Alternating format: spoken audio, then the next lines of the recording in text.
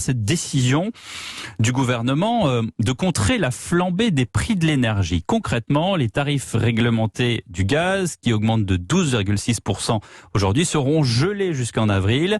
Et la hausse de l'électricité plafonnée à 4% au lieu de 12%. Ça s'appelle le bouclier tarifaire. C'est Jean Castex qui était le porteur de la bonne nouvelle. C'était hier soir aux 20h de TF1. Nous allons mettre, pour le gaz, pour l'électricité, en place ce que j'appellerais un bouclier tarifaire. C'est-à-dire, nous allons nous prémunir contre ces hausses de tarifs. Il n'y aura plus d'augmentation du prix du gaz, c'est-à-dire celles qui sont envisagées. Et à partir d'avril, selon les experts, nous verrons bien comment ça évolue, le prix du gaz devrait dégringoler. Donc évidemment, la chute sera plus lente, puisque nous répercuterons la hausse d'aujourd'hui sur la moindre chute d'après. Voilà, l'idée est donc de préserver le portefeuille des Français. Simplement, voilà, on est à 7 mois de la présidentielle, ça n'a échappé à personne. L'opposition dénonce une mesure électoraliste. Est-ce que c'est une façon d'acheter la paix sociale? On peut dire ça, Maxime Yeddo? Je ne sais pas si c'est une façon d'acheter la paix sociale, mais je pense que c'était nécessaire et il est important de retenir dans cette annonce de bouclier tarifaire quand même que cette hausse sera lissée tout au long de l'année prochaine. C'est-à-dire que de toute façon, cette hausse, on va la payer. C'est juste, on va dire, un moment entre parenthèses. Ça ne tombe pas d'un coup. Ça tombe pas d'un coup, etc. Une façon évidemment de soulager le portefeuille et je pense qu'on aura le temps de l'aborder peut-être un peu plus en profondeur juste après, mais ça pose quand même la question de notre dépendance énergétique, de la façon dont on produit notre énergie en Europe. Pourquoi en parler après, par exemple, tout de suite, abordons puisque vous avez les vrais sujets. Non, je pense que tout ça est quand même lié. Enfin, je veux dire. Dans les questions qu'on va aborder, notamment pendant la présidentielle, la question de l'énergie va être absolument primordiale, notamment la place du nucléaire, quand on voit que la mode est plus ou moins d'en sortir ou de s'en couper totalement.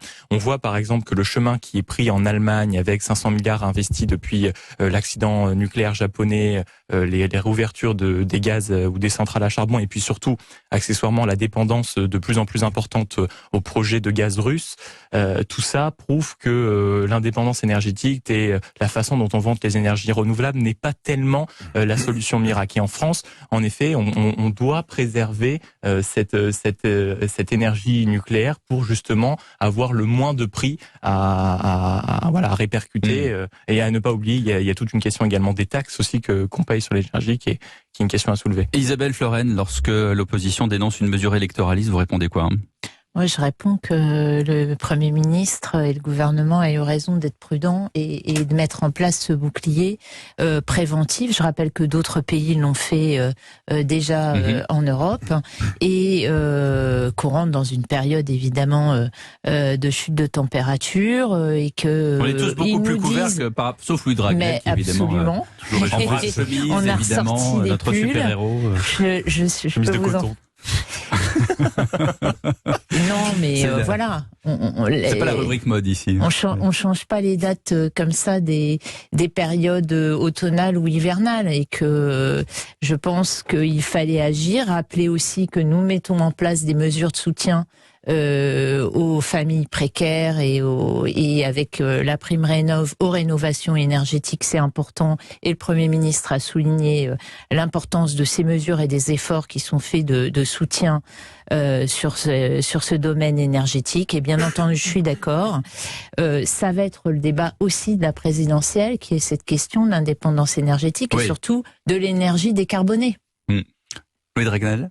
Écoutez, moi, je trouve que commenter cette mesure, c'est intéressant, mais ça résout absolument pas le fond du problème. Effectivement, vous l'avez pointé du doigt, Maxime Yeddo, c'est nos capacités de production énergétique. Et on voit bien, en fait, de plus en plus, qu'on est à deux doigts de craquer parce qu'on n'a pas une autonomie stratégique suffisante. Nous, Français, on est trop dépendants à la fois du vent et des autres. Et être dépendant du vent, c'est quand même un aléa assez important, notamment pour les éoliennes. Puis c'est un peu... Enfin, vous savez que les éoliennes, c'est 5% de l'énergie. Je sais bien, mais on dépend aussi du vent. Il y a de l'énergie qui est produite de l'Europe. Dans le nord de l'Europe et l'est de l'Europe, et on en est fortement dépendant. L'Hexagone. Exactement. Et à l'heure où la Belgique est en train de fermer ses centrales nucléaires, l'Espagne est en train de faire la même chose. Donc tout le monde est en fait en train de se mettre soit à reproduire de l'énergie avec du charbon ou du pétrole, soit en important important de l'énergie qui vient de Russie. Je pense que maintenant il faut ouvrir les yeux et se dire qu'on a cruellement besoin du nucléaire. Et je pense que dans les années à venir, il n'y a pas d'autre choix. Et je pense même que c'est une bonne chose. Ce serait courageux de la part d'un candidat à la présidentielle d'annoncer la construction de nouvelles centrales nucléaires dans le pays. C'est une énergie qui ne pollue pas. C'est une énergie qui permet quand même de produire des quantités énormes en termes de mégawatts. Et en fait, il y a pas d'autre solution. Quand on regarde en plus les perspectives d'avenir, on voit que notre augmentation de consommation en énergie nos besoins vont augmenter de 10 à 15% les voitures dans les prochaines années. Alors c'est génial, tout le monde vend tout électrique partout, mais l'électricité, elle se produit comment? Enfin, vous voyez, il y a un moment donné où, si vous voulez, il faut être cohérent. On peut pas vouloir le tout électrique et puis de l'autre côté fermer des centrales nucléaires. L'énergie vient bien de quelque part. Et c'est pas en recréant des moulins à vent partout qu'on y arrivera. Donc moi les moulins à vent, c'est les éoliennes, c'est ça? Voilà. Alors les moulins à vent, à la limite, c'était joli et ça servait vraiment à quelque chose, puisque derrière on pouvait faire de la farine, on pouvait faire plein de choses. Tant que vous n'êtes pas comme Sancho Panza qui lutte contre les moulins à vent, tout va bien. Non mais il faut assumer. En fait, c'est un vrai sujet.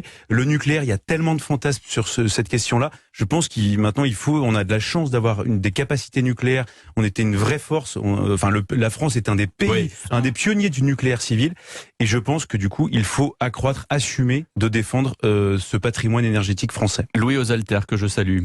Bonjour Pierre. Je suis d'accord avec ce qui vient d'être dit, mais justement sur le patrimoine énergétique et notre capacité à faire des centrales nucléaires, le fait de n'en avoir pas fait pendant si longtemps a entamé notre capacité, notre expertise en la matière. Et on voit bien que sur les chantiers d'EPR, en fait on se rend compte, à Flamanville, qui a pris un retard à la fois en temps et un retard financier, en tout cas un gouffre financier considérable, ça montre en fait notre incapacité à construire la prochaine génération de réacteurs nucléaires. C'est-à-dire que quelque part, ce qui est effrayant, c'est qu'on n'arrive plus à bien construire une centrale nucléaire, parce qu'on l'a pas fait depuis longtemps. Et les retards considérables et le désastre qu'a été le PR de Flamanville. Alors, il y a des capacités qui sont limitées.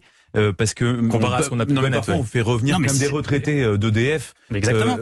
Voilà, on n'a pas encore atteint la rupture capacitaire. Et puis il y a un autre sujet que vous pointez du doigt, et ça c'est un vrai risque, c'est que si on disparaît du nucléaire civil, on disparaît aussi du nucléaire militaire, bien sûr. Et là-dessus en fait on a accessoirement qui marche au nucléaire. Voilà, les mêmes qui vous vantent la souveraineté nationale, la défense, l'armée française, l'importance d'avoir une armée puissante, la première armée d'Europe, ceux qui sont contre le nucléaire, j'ai beaucoup de mal à comprendre comment ils souhaitent qu'on conserve ces capacités militaires et de dissuasion en perdant nos capacités. Que là-dessus, c'est l'avenir des sous-marins. Absolument. Et c'est le politique qui est responsable. Donc si je fais ça, je termine mon raisonnement, c'est parce que pendant ce quinquennat n'a pas été posée cette question, ou plutôt la réponse n'y a pas été apportée. Emmanuel Macron n'a pas décidé de quelle façon précise nous ferions le mix énergétique pour les 40, 50, 60 prochaines années. Pourtant, on a des scénarios, il y a le RTE, les réseaux de transport d'électricité qui travaillent sur des scénarios où ils sont capables de nous dire voilà ce que ça donne si on pousse les renouvelables à tant de pourcents, si on refait du nucléaire à tant de pourcents. RTE va encore publier d'ailleurs des scénarios fin octobre qui permettent de se faire une idée de ce qu'il est possible de projeter dans la répartition du mix énergétique français. Mais le grand problème, c'est que pendant ce quinquennat, c'est une décision présidentielle et Emmanuel Macron n'a pas dit ce qu'il souhaitait pour l'avenir de la filière nucléaire et pour l'avenir de la répartition énergétique en général, donc de la façon dont on va faire une électricité dont effectivement nous avons de plus en plus besoin. Pourquoi ce retard en termes de communication, justement? Le retard, il est idéologique en fait. C'est-à-dire que moi, ce que je dis, il y a 5 ans, je passais pour un fou. C'est un discours qui passait absolument pas. Aujourd'hui, si vous voulez, après ce qui s'est passé avec le Covid et puis avec les besoins énergétiques aujourd'hui qui s'accroissent, tout le monde a bien compris que l'énergie déjà ça coûte cher en fait, et le nucléaire c'est ce qui coûte le moins cher. Enfin, c'est une des énergies qui coûte le moins cher. Donc la première raison, elle est idéologique. Mais même ces diagnostics, ils arrivent tard là. Fin octobre. Oui, enfin le diagnostic, on pouvait le faire il y a quand même. Il y en avait déjà, mais là il y en a des nouveaux. Ils étaient inaudibles. Aujourd'hui, effectivement, ils sont un peu plus audibles. Mais je voulais juste rassurer Louis Osalter. Alors, ça va peut-être pas vous rassurer, parce que il y a une forme de cynisme un peu dans ce que je vais dire. Mais nous sommes à 6 mois de la présidentielle. Le président va faire. J'avais compté 7 mois, mais c'est peut-être 6. 7, pardon, 6 mois et demi. On s'y rapproche. En tout cas, chaque mois supplémentaire, c'est un mois de moins. En tout cas, là-dessus, je pense qu'on est d'accord. Et donc, le président devrait parler du nucléaire dans les prochaines semaines, dans le cadre cadre de la présentation de son plan d'investissement. Et donc là-dessus, Emmanuel Macron, pour le coup, ne pourra pas se dérober. Il va être obligé d'exprimer une position extrêmement claire. Au moins pour le mettre dans son programme. Et vous posez la question de pourquoi des réactions, notamment élyséennes ou gouvernementales tardives, tout simplement parce qu'on a eu ces derniers mois des exemples concrets de notre manque d'énergie. On se souvient l'hiver dernier, certaines villes ou certaines habitations en incapacité de pouvoir faire fonctionner leur compteur correctement ou se retrouver littéralement dans le noir. Vive le nucléaire alors. Oui, mais justement, on se rappelle même par exemple de la ministre Barbara Pompili annoncer que pour certains endroits en France, ce serait compliqué. On a même relancé des centrales à charbon, en effet, parce que certains EPR avaient pris un retard considérable, parce qu'il y avait du manque de vent. Donc en France, cet hiver, alors certes de façon très éphémère, mais on a relancé des centrales à charbon. Donc tout ceci évidemment relance le débat de façon un peu considérable. Et puis il y a eu évidemment cette crise et ces derniers mois avec à mon sens la primaire écologiste qui a posé de véritables questions. Quand on voit beaucoup de candidats avoir des mensonges sur le nucléaire français, dire qu'on est incapable de démanteler les centrales nucléaires, c'est faux. On le voit très bien, par exemple, à Chinon, c'est ce qui est en cours. C'est ce qui est en cours. Louis de Ragnel vient de le rappeler, mais le prix des énergies renouvelables sont souvent plus élevés que le prix du nucléaire. Et ensuite, évidemment, il y a encore énormément de progrès à faire dans l'enfouissement des déchets nucléaires, mais c'est un domaine, on n'en a plus beaucoup, il faudrait s'en vanter, dans lequel la France est assez experte encore. Donc vous voyez, toutes ces questions poussent quand même tout doucement à nous encourager à avoir un regard un tout petit peu lucide sur l'état du nucléaire en France. Ouais, moi je suis pas tout à fait d'accord sur ce que vous avez dit sur Emmanuel Macron. Quand même, tout au long de ce mandat et ces 2 dernières années encore, je pense que dans un certain nombre de ses interventions, de ses déplacements, il a pu réaffirmer son souhait de voir la part du nucléaire maintenue, même si je reconnais qu'au sein de cette majorité et même au sein du gouvernement, mais je reconnais et personnellement, moi, avec le groupe du MoDem, des démocrates, on est favorable au nucléaire, et avec François Bayrou, on a eu l'occasion, et François Bayrou l'a redit dans ses missions qu'il assume aussi au commissariat au plan, toute l'importance que devait avoir le nucléaire dans le mix énergétique, parce qu'il faut réfléchir également à ce mix, mais qu'on n'est pas encore prêt à baisser la part du nucléaire. Donc là, il y a un débat. Je reconnais qu'il y a un débat au sein de cette majorité. Au sein, du gouvernement. Entendu, et même au sein du gouvernement. Et au sein du gouvernement. Au sein du gouvernement, il y a un débat, mais je crois quand même que la parole du président de la République, et je suis d'accord avec vous, sera importante dans les mois qui viennent sur le programme et sur les enjeux sur ces sujets.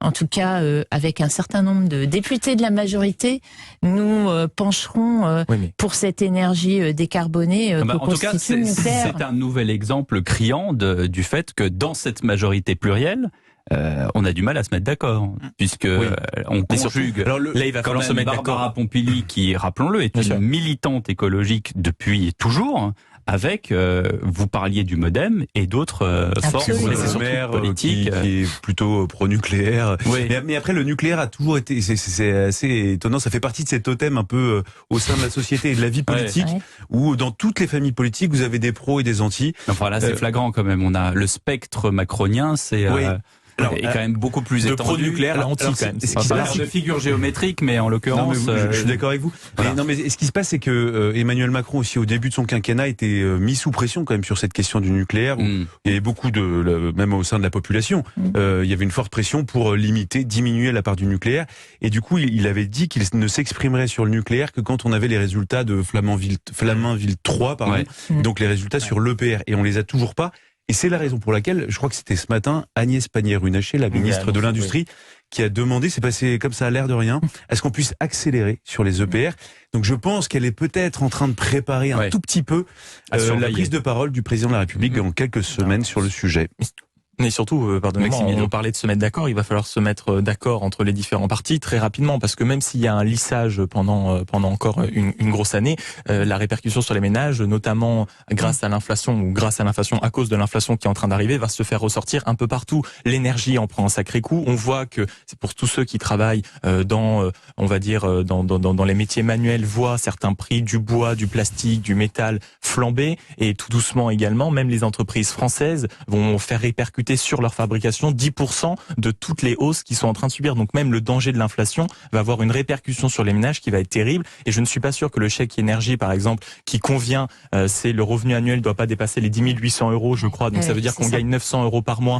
Je veux dire, quand on gagne un tout petit peu plus et qu'on n'y est pas éligible, ça pose quand même beaucoup de questions. Je suis pas sûr qu'en gagnant 1200 euros par mois, par exemple, il soit aisé de payer une telle hausse de l'énergie sur son foyer. Et la deuxième chose, c'est qu'il y a eu tout un sujet, évidemment, sur les logements qui étaient de véritables passoires thermiques et qu'on a mis un peu de temps à régler. Louis Ozelter. J'insiste juste sur un point qui est évoqué, celui du savoir-faire. Là, on parle de la demande et du pouvoir d'achat. Et alors, mais le problème qu'on a, c'est un problème d'offre, on l'a tous évoqué ici. Le positionnement d'Emmanuel Macron, c'était quand même de dire à EDF, c'est important de savoir ça, comment ça s'est passé en coulisses. Emmanuel Macron a un bras de fer avec EDF en leur disant, montrez-moi que vous êtes capable de construire une centrale nucléaire. Et c'est pour ça que j'insistais sur l'enjeu de l'EPR. Si la filière nucléaire française n'arrive plus à construire de façon cohérente, sans un débordement de coûts et dans les temps une centrale, c'est quand même une grande préoccupation. Je pense que Emmanuel Macron, pour le coup, en est conscient. Mais en coulisses, je pense que ça explique aussi en partie son retard à s'exprimer là-dessus pendant son quinquennat. En coulisses, il y a un bras de fer avec EDF. Emmanuel Macron met la pression sur la filière pour dire montrez-moi que vous êtes capable de délivrer un réacteur nucléaire moderne dans les temps et qui ne coûte pas un montant faramineux, c'est-à-dire l'inverse de la catastrophe de Flamanville. Et ça, c'est évidemment l'enjeu de savoir-faire, d'expertise, de technologie pour notre filière nucléaire qui historiquement a un savoir-faire énorme, bien sûr. Louis Ozelter de Marianne, Louis de Ragnel d'Europe 1, l'essayiste Maxime Yeddo et Isabelle Floren, députée Modem des Hauts-de-Seine, sont avec nous jusqu'à 20h. Dans un instant, on parle de la bombe de cette fin de semaine, la condamnation de Nicolas Sarkozy. À tout de suite.